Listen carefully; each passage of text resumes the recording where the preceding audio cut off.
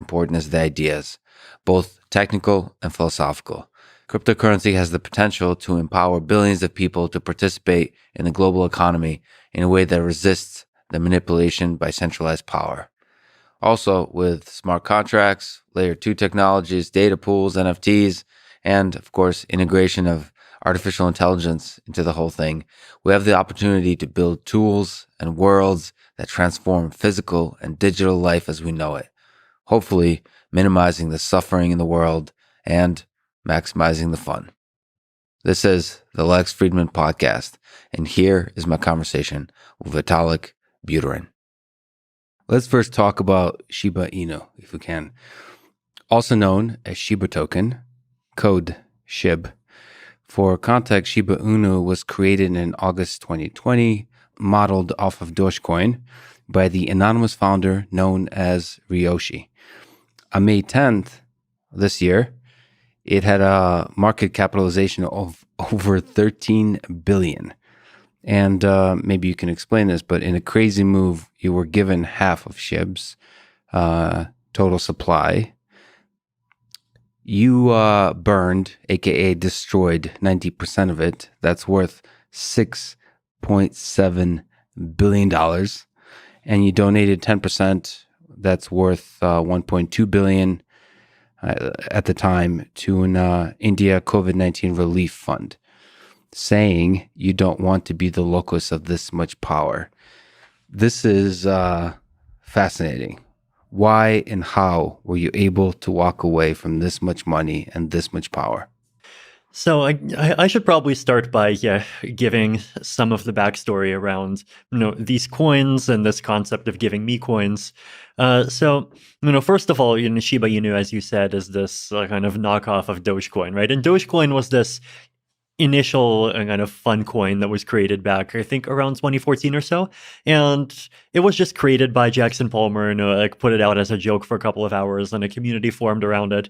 And at the beginning, people didn't take it very seriously. I actually remember putting about $25,000 into Doge sometime around 2016. And I just remember just thinking to myself, like, okay, how am I going to explain to my mom that I just invested $25,000 into dog coins? And like, what even are dog coins? Like, the only interesting thing about this coin is that there's, a logo of a dog somewhere.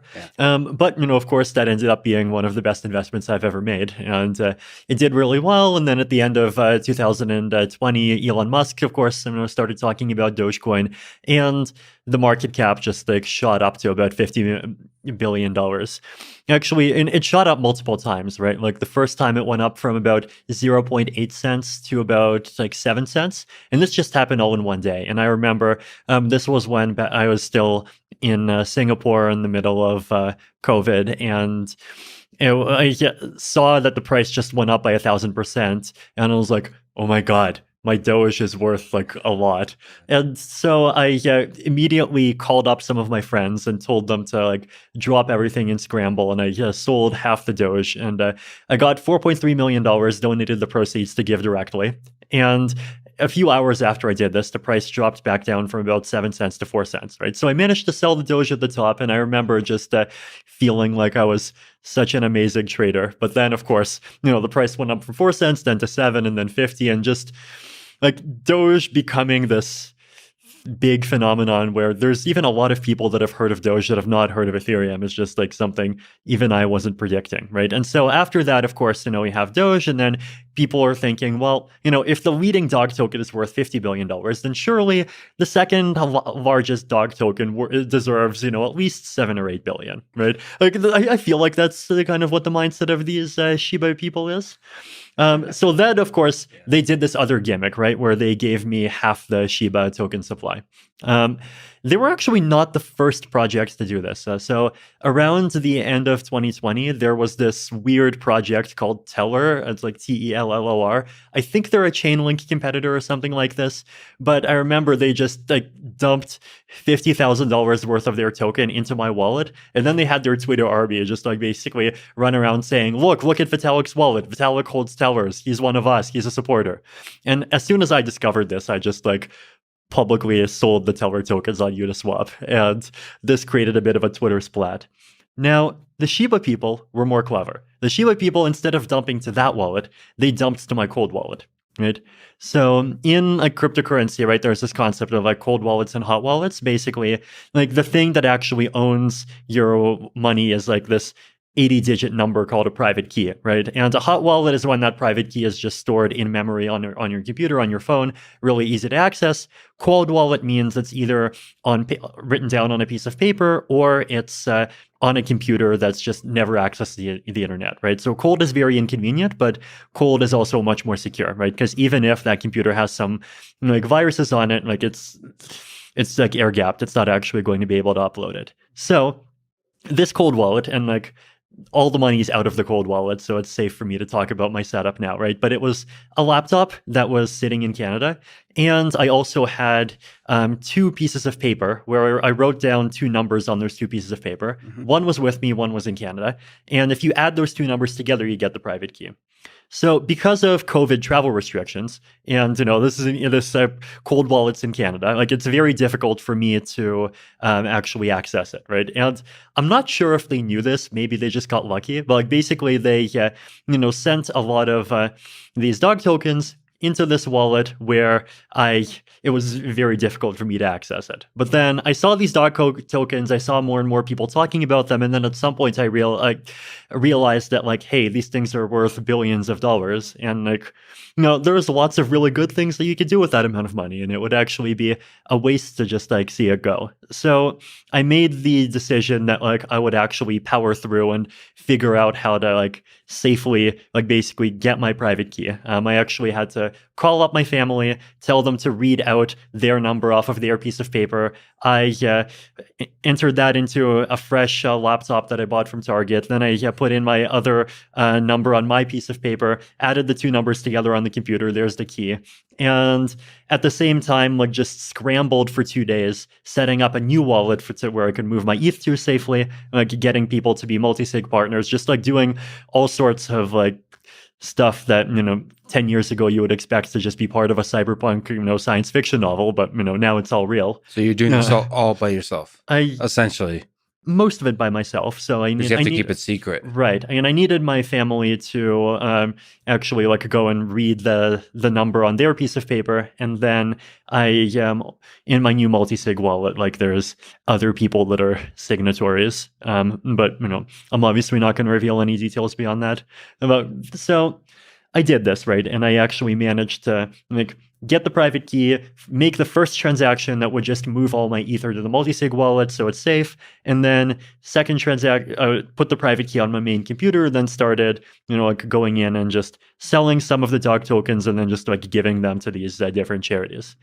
Now, at the time, I actually did not even like have any idea of how much you would be able to get, right? Because like on paper, the dog tokens are $7 billion, but like in reality, it's a very illiquid market. Are you going to crash it by after you sell 1 million worth? Are you going to crash it after 10 million? Are you going might you actually be able to get like an entire 200 million? I had no idea. So I definitely was just of the mindset like, okay, I'll sell a bit, maybe get some ETH, and then, donated some ETH to GiveWell, donated some to other groups, and then, okay, have some dog tokens. Like, I don't have an easy ability to sell more myself, but then I'll just like give them to these groups and like, hopefully they'll do good things with them. It was actually, I actually donated 20% and dumped 80%. Okay. Yeah, so the COVID India group got one batch, and then there's another group that got another batch. And I don't want to say who they are because I think they want to announce themselves at some point. Sure. Yeah, but it's, you can see the fact that these transactions were made on the blockchain. But no, it was just very interesting and unexpected and just an insanely crazy situation. It's been a couple of weeks. First of all, thank you for helping me hang up some curtains. This is a first for the podcast, and shows that you're truly a special person to be willing to help. But now, a couple of weeks later, do you regret any aspect of that decision? I'm sure there's some things that I probably could have done better. Like I was actually talking to some of these charities, and I was impressed by just how much money they managed to get out of selling some of these coins. So I probably could have done better by just like talking more with traders and actually ensuring that like, that they can do a better job of maximizing the value uh, of all of them. But like, it was this very stressful time, and I did have to act quickly. Like I did manage to make a lot of the donations before, like a few days before the great crypto crash happened. So it was, and it's difficult to like. Obviously, there's parallel universes in which I did better, but at the same time, there's also lots of parallel universes where, because I hesitated more and tried to spend more time thinking, I missed the opportunity. So on net, it's like a luck of the draw, and I'm just happy that everything was able to turn out as well as it did. But psychologically, you mentioned stress. How hard was it? It was stressful, right? I think, well, one of the really stressful parts was just the fact that I had to basically move all of my funds, including the 325,000 Ether from one cold wallet into another hot wallet, or sorry, into another multi-sig wallet. And maybe the multi-sig wallet had a bug in it. Maybe there's like some mistake I'll make in the middle that causes the funds to get lost. Like, that part was stressful, and I was definitely stressing out for 2 days. I mean, triple checking the new wallet. I even did a bit of an audit of the code myself. I wrote my own JavaScript DApp to make confirmations because Gnosis Safe didn't work with the status wallet well. So there was that whole thing was definitely a bit of a marathon. I was also kind of definitely a bit worried about, or uncertain, I guess, how the public and, including the coin communities would perceive the whole thing. But I was actually impressed. Like for every poster that was saying like, no, why did Vitalik like rug pull on us? His wallet was supposed to be a burn address. There's like 10 people that were like, oh, I thought I was just in this because it's a fun pyramid gambling thing, but instead I ended up being part of this great public good thing for humanity, and that's like even more amazing. So the amount of that I got was very impressive. So all in all, I think the dog people did great. The dog people. Is there something you can extend to the bigger picture of it? In the principles you applied in making this decision, is there some principles, philosophies that you apply also to the decisions you make around Ethereum? I think a big one for me is just this idea that crypto, isn't just an opportunity to give people like slightly better ways to save value and all of these things. Like it's also an opportunity to like basically create these like new digital institutions that could like serve the public good in new ways. And that's something that I've been interested in for a long time. I actually even have this article in Bitcoin Magazine back in 2014 where I basically suggested this idea that you would have coins that represent causes, and like people would just like buy and accept those coins because they support those causes. So I think it's called Markets, Institutions, and Currencies: A New Form of Social Incentivization or something like that. And I'm sure you can find it and throw it in the links. So that was interesting to kind of see becoming real. And like in general, right, I think, public goods are very important. And on the internet, public goods are even more important, right? Like every single Lex Friedman podcast is just on YouTube, and, anyone can go and see it. Like there's no way for you to like, sell it and so that some people can see it, but then other people can't see it. Like, you could do that, but then you'd obviously be reducing your impact. So thank you for making the amazing Lex Friedman podcast so freely available. Well, that's actually a tense thing is how do you do it in a way that's not controlled in a centralized fashion? Because actually YouTube feels free and open, but it nevertheless is one company making centralized decisions. And the first time I realized YouTube is not forever is when a lot of the Joe Rogan Experience library was pulled from YouTube as part of the Spotify deal. And it made me realize we need to, it's like the realization that fiat money is centralized, is realizing that, this is not forever, and you might want to come up with schemes to distribute it to decentralize the control of it in the way that audio for podcast is with just an RSS feed. Exactly. No, and I think one of the kind of philosophical things that I hope to achieve is kind of decouple the concept of public goods, which are incredibly important and are the lifeblood of modern civilization, from the idea that there is or can be one central organization that represents the public and like perfectly understands and can impose their idea of what is the good. Right, like it's when people talk about public goods, like it just often comes with this baggage of either centralization or conformism, and I think like it doesn't have to, right? Like often the most important public goods are the ones that are created by the crazy individualists that disagree with everyone else. So trying to make this kind of synthesis where you combine the values of decentralization and the values of open source, but you're not naive about it, and you realize that for these things to be produced, there needs to be a way for it to be sustainable. There needs to be some way of supporting people who are working these projects, but at the same time, you want to avoid that turning into a vector of centralization, like trying to sort of get all of the good things without the bad things. To me, that's a big part of sort of what my grand experiment in crypto is about. Right? And like we are doing things in different kinds of things for this, right? Like there's the Gitcoin grants quadratic funding in the Ethereum ecosystem. There's obviously these dog coins that just happens, like I guess accidentally. There's other projects that, like for example, Uniswap has their Uniswap DAO that just has a huge amount of funding, and like we haven't seen yet how that's going to be deployed, but it could be potentially deployed to do lots of really good and amazing things. Do you see Ethereum as essentially a mechanism to fight for social causes? I definitely see Ethereum as being a mechanism to fight for definitely some specific things that are social causes, like just the fact of creating an open financial system that anyone can participate in no matter where they are in the world. That's a social cause.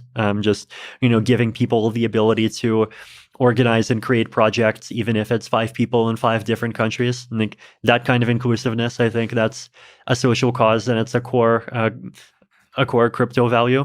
But then at the same time, like the other important kind of part of the magic of Ethereum that you have to balance that against is that it is also this open platform where ultimately, the things that are on Ethereum is just the things that the community makes of it. Well, you kind of briefly opened the door, so let's go there. When it comes to government regulation of crypto, what's the best case scenario? What's the worst case scenario in terms of, as you've kind of mentioned, Ethereum challenges the power centers of the world. And how do you see the interplay between governments and this new technology that resists centralized power? Best case and worst case. The best case is that blockchains continue to prosper and we figure out scalability so that people can actually start doing things on all of the amazing use cases that people have been talking about, instead of today where a lot of the great stuff gets priced out because transaction fees are at $5 to $10, and then we see a lot of different amazing applications happening on blockchains. It could be like DAOs creating new ways for people to interact and organize with each other, new ways for artists to get funded, and just all sorts of these amazing things.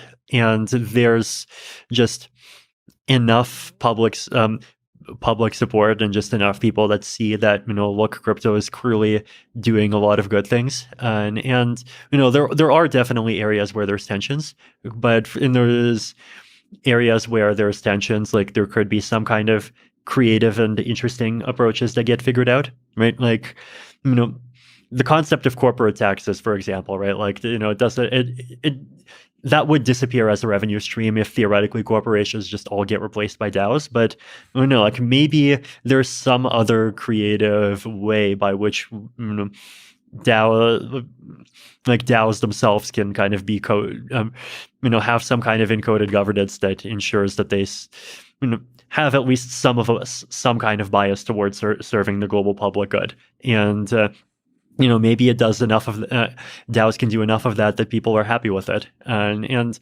there are going to be things that people are unhappy about. There's always going to be the people that wants to surveil everyone. But if on the kind of effect of crypto from just empowering people is greater than that and greater than that in a way that people can just easily see, then that would be a good scenario, right? And we'll just become kind of incorporated and accepted the same way as happened with the internet. But the worst case scenario would, of course, be just people suddenly, flipping and going into moral panic mode and just, oh my God, this technology is used by insert bad group of the day. And then I don't think governments have the ability to ban crypto to the extent of just preventing blockchains from existing, but they definitely have the ability to really marginalize it, right? If you just ban all exchanges, and ban all links from the fiat ecosystem to crypto, and you ban all kind of mainstream employers from accepting or paying in cryptocurrency, then you can successfully turn it into a fairly kind of niche countercultural thing that has much less impact than it otherwise would. So it's somewhere between the good scenario and the bad scenario. I'm obviously hoping for the good. Well, that's interesting. Also, the tension between governments and companies. If you have a bunch of billionaires or a bunch of companies like Tesla investing in Bitcoin, and then governments resisting that, it's interesting who wins out in that worst case scenario. And it almost when companies and rich, quote unquote, respectable people embrace cryptocurrencies, Bitcoin, Ethereum, so on, even the dog coins, it's almost sends a signal to everybody else that this is a revolution that's here to stay. On this one little tangent that you brought up, this is almost an outdated idea, but it's still with us, which is cryptocurrencies are used for illegal activity, for drugs, for crime, and so on. Is there some sense that worries you that if cryptocurrency, if Ethereum runs the world, then making money from crime will be easier? There's always that possibility, but at the same time, I think if you look at the world as a whole and the way all the other technological trends are going, in-person surveillance is just going up every year, right? Yeah. If you commit a crime in meat space, it's getting harder and harder to get away with it. So if you wants to do something, and this is something that's just happening as a result of just better technology, information transparency. A lot of it's hard to prevent, even if you really tried. So the world where things go dark to such an as the police hawks sometimes like to say, to such an extent that oh my God, the criminals are committing crimes with impunity and we can't see anything. That just seems unlikely. But on the other hand, the world where there just is no privacy, for example, or the world where there just is no ability to kind of act outside of the confines of mainstream institutions, that's something that's more realistic, and that seems like something that could lead to a lot of scary things, right? And even from a government's point of view, right? I think governments over the last few years, a lot of them, they're very worried about sovereignty. They're worried about if their countries, economies, and social environments are just completely dependent on basically foreign tech companies controlled by foreign governments. Governments are not on team government, right? It's the Indian government is on team India, the Russian government is on team Russia, and so forth, right? So they don't want the US to be able to have this big backdoor into everything. So I do think that a balance is needed, but at the same time, I do think I guess I definitely worry more about the possibility that just like without things like crypto, kind of acting outside of institutions becomes too impossible. And I don't even necessarily mean outside of governments, even just, outside of corporations, like becomes too impossible. And there's just like terrible things that come as a result. And if things going in the other direction, like, it obviously is a risk, but at the same time, I think in the long term, like a crypto can potentially even like offer defenses as much as attacks against that sort of thing. Yeah, throughout history, many of the most destructive things came from centralized institutions versus sort of from the people operating in the shadows. And I've been talking to a bunch of psychedelics folks, that people doing researchers like Rick Doblin in Johns Hopkins. There's a lot of exciting research on psychedelics. And one thing you could say about operating at the edge of legality, it could actually accelerate the adoption of particular things, like whether it's marijuana or psychedelics. They can help people out. It almost accelerates the policy. It forces the policy to catch up to where the people stand. Right. So there's a positive way of doing things that are in the gray area of legality and creating a market that allows people to in a safe way, be able to participate in this gray area of legality. Yeah, I mean, the other thing to keep in mind, of course, is that the set of like the kinds of things that just like payment processors as companies try to restrict you from is much larger than the set of things that's illegal, right? Right. Like part of that is because they want to be super conservative, and like the more layers you have, the more they're like conservative because they're scared of what the layer below them will do to them. Sometimes they have their own, moral opinions of various kinds. Like, they go after lots of people, right? Like they make life really hard for, like sex workers, for example, like, psychedelics, as you mentioned. There's a lot of activity, even including stuff that is totally legal, that just, there's this like, shadow like PayPal credit card government or whatever you want to call it. And that makes it just hard to participate in this stuff. So I think like reducing the number of intermediaries is definitely normally a good thing. All right, let's talk about one of the most exciting technologies, like technically, philosophically, like socially, financially, in every way, which is Ethereum 2.0. There's a million things to talk about, but at the step one is probably a good thing to do, which is, can you briefly summarize your vision, how Ethereum 2.0 will make Ethereum more scalable, secure, and sustainable? Sure. So I think recently we've actually been kind of de-emphasizing the ETH 2.0 branding, I guess. So the reason behind that was that originally we envisioned something more like a big grand event where, all the good things would happen at the same time, and it would be a new blockchain, and it would be a new protocol, and people would have to take a lot of effort to migrate over. But later we've slowly changed the roadmap over to something that's much more incremental. Right. So, proof of stake happens kind of over time, and then sharding gets added over time, and all these features get added over time. And so the experience for just a regular Ethereum user still feels very seamless, right? It's like maybe a little bit more complex than the hard forks that we've already done, but from a user's point of view, but like not by that much, right?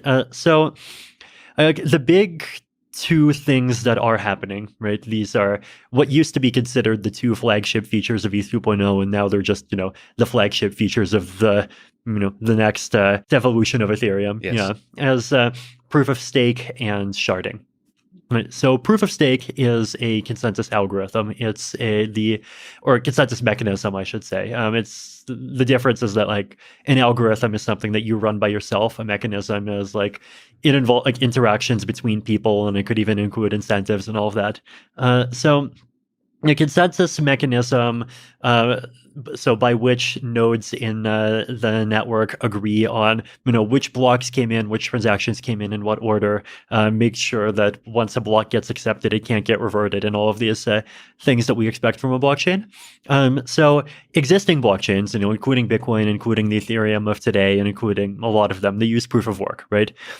So the reason why we need proof of anything is because like they serve this function that I call kind of economic Sybil resistance.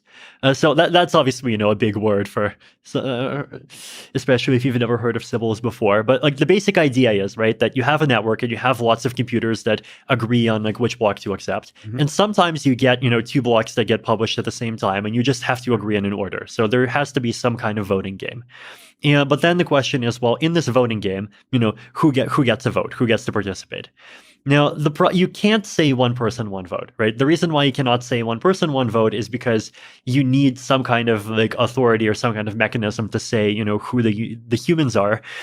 And if you don't have that, then a bad guy could just come in with a virtual machine or with a computer that has on it 10 billion virtual machines that have 10 billion, virtual nodes, and then just like say, look, I'm 99% of the network. I should control everything. So to prevent this, what proof of work and proof of stake both do is they basically say, well, the weight of your vote, like how much influence your votes have in the consensus, is proportional to like what quantity of economic resources you bring in. So in the case of proof of work, you prove what economic resources you have because your economic resources are computers, and you prove that you have them by just running them 24/7 using these hash algorithms, right? So this does solve the problem, right? Because in order to attack the network, you have to come in with more computers and like more money invested into computers and electricity than the rest of the network put together. And that's extremely expensive. In proof of stake, instead of relying on people with computers that are just constantly cranking out hashes 24/7, as your like unit of economic resources, you just use like holdings of coins inside the system, right? So all of these blockchains, they have some kind of coin in them. Bitcoin has Bitcoin, Ethereum has Ether. They all have a coin. So why not just use that as the economic resource that you're using to like measure participation? So that's like the core distinction between proof of work and proof of stake. I like proof of stake, and I've liked proof of stake for many years, basically because like it just requires much less ongoing resource consumption. Right, like with proof of work, you have to like actually go and buy these physical computers, and these days, they have specialized hardware, ASICs, application-specific integrated circuits.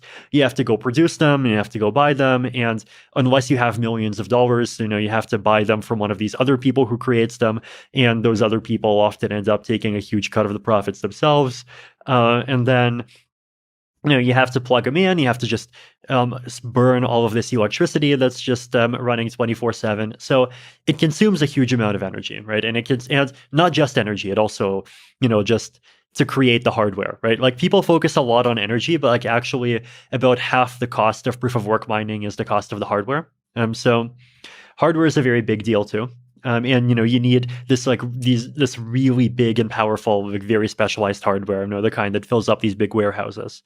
So proof of stake, you don't really need that much electricity. You just need just a little bit to run a regular computer.